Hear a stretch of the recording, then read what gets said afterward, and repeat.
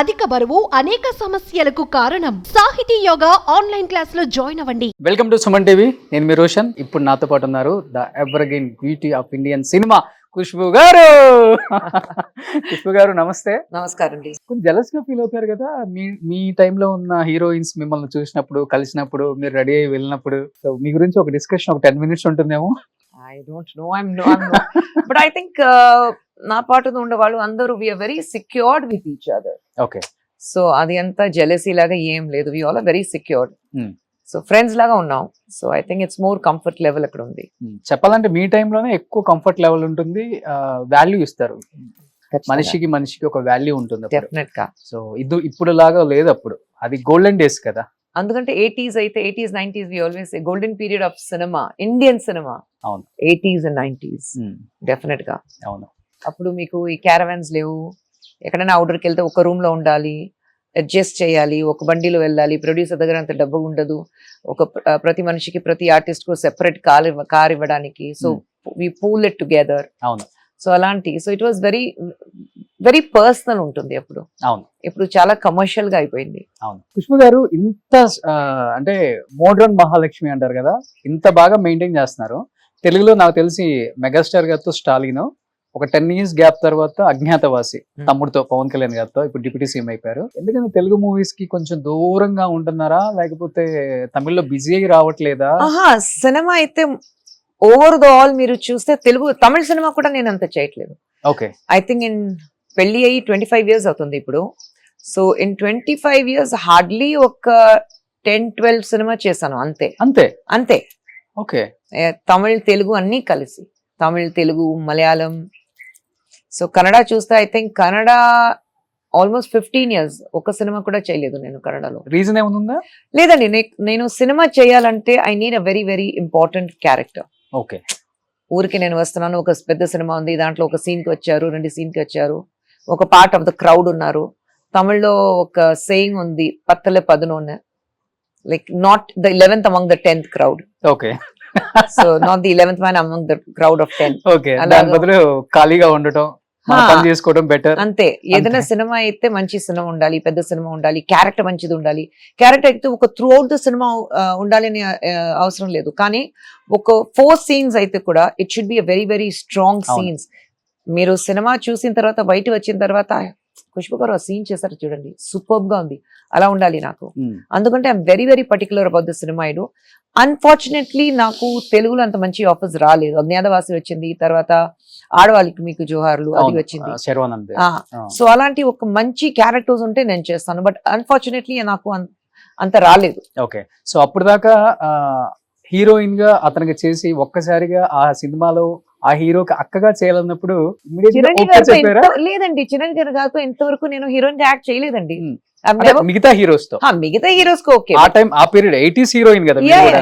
But అలా ఏంటి కాదు, క్యారెక్టర్ మంచిది ఉంది అంతే కదా. It was very important role, అందుకంటే చేశాను. But that's why there was a long gap also, because I didn't want to do anything, that everything comes my way. Okay. డబ్బు కోసం ఒక సినిమా చేయాలి అంత పరిస్థితి నాకు లేదు. So I'm like, if I do a cinema చేయాలంటే, as I'm an expensive artist, I don't come cheap. I'm very open about it. I am an expensive artist. Okay. My remuneration is pretty high. My Hyderabad lo shooting aithe nenu intlo untanu, but I have my perks. Pretty high ante per day ku 10 lakhs untunda? I'm not going to disclose what I charge, but na producers ki telusu. Oh. So తర్వాత అన్ని years తర్వాత తమ్ముడితో చేసినప్పుడు ఎలా ఉంది? అంటే ఇద్దరితో work చేశారు కాబట్టి చిరంజీవి గారితో వర్క్ చేసినప్పుడు ఇస్ మోర్ ఆఫ్ డిఫరెన్స్ అంటే ఏమని చెప్తారు? లేదండి, 80s ఫ్రెండ్స్ ఉన్నాం కదా.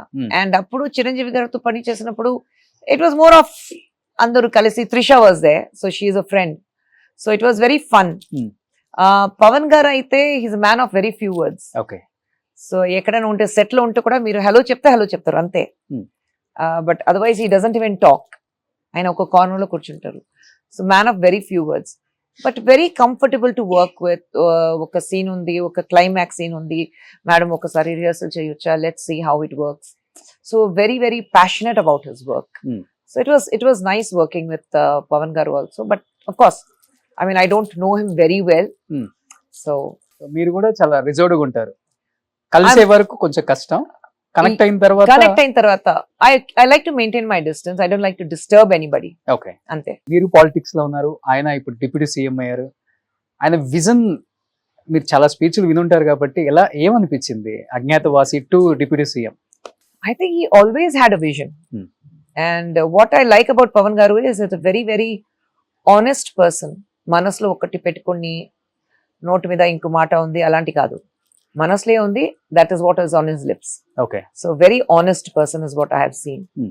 So and that is what comes across even in his speeches లో కూడా Hmm. ఆయన మాట్లాడినప్పుడు అది you can make that out that he is a very, very honest person. Okay, So I like that quality in him. Okay. So ఇప్పుడు ఇండస్ట్రీలో ఉన్నప్పుడు heroine especially బోల్డ్ గా ఉండొచ్చు, బట్ స్ట్రైట్ ఫార్వర్డ్ గా ఉంటే చాలా చాలా కష్టం సర్వైవల్ అవటం ఇక్కడ. అవునా? అండ్ మంచిని అందరికి చెప్పాలి, చెడుని చెవులో చెప్పుకోవాలి, అండ్ చాలా చాలా చాలా చెప్తుంటారు. బట్ మీకు ఎలా పాసిబుల్ అయింది? ఇంత స్ట్రైట్ ఫార్వర్డ్ ఉంటారు, ఇంత బోల్డ్. Honesty is the best చెప్పాలంటే policy కదా. జయలలిత గారి తర్వాత పాలిటిక్స్ లో ఐరన్ లేడీ అంటే మీ గురించే చెప్తారు అక్కడ. అది కాదండి, కానీ honesty is the best policy కదా. Hmm. నేను మీ గురించి ఈ రోజు మాట్లాడి ఓ సో నైస్ సో గుడ్, బయటికి వెళ్ళిన తర్వాత మీ గురించి నేను ఏదైనా వేరే విషయాలు మాట్లాడితే ఎప్పుడైనా ఎక్కడైనా మీకు అది తెలిసిపోతుంది. Hmm. So why should I play that game? Okay, so I'm very honest, this is what I am. Okay, నాకు నచ్చితే నచ్చింది, నచ్చలేదంటే ఎగ్జాక్ట్ ఇక్కడ ఏమనిపిస్తే అది చెప్పేస్తారు. Clear. Hmm? I can't be diplomatic లేదంటే what they say politically correct.